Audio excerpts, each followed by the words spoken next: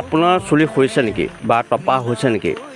এতিয়া কোনো চিন্তা নাই আপোনালোকে এতিয়া বাহিৰত লাখ লাখ টকা খৰচ নকৰি আপুনি অসমতে থাকি অসমতে এই স্বাস্থ্য ফ্ৰী ট্ৰিটমেণ্টটো ল'ব পাৰে আৰু এয়া পংকজ ছাৰে দি আছে এয়া ৰঙীয়া এটাৰ পৰিৱেশ আৰু চাওক কিমান মানুহ দেখিছেনে বহুত ভিৰ আৰু গৰম কেনেকুৱা ইমান গৰম নেওচি আহিছে তেওঁলোকে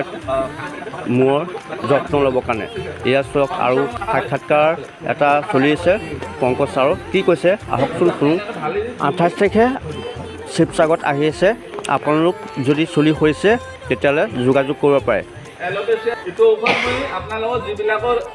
নৰ্মেল চুলি কৰিছে তেওঁলোকৰ 10 মিনিট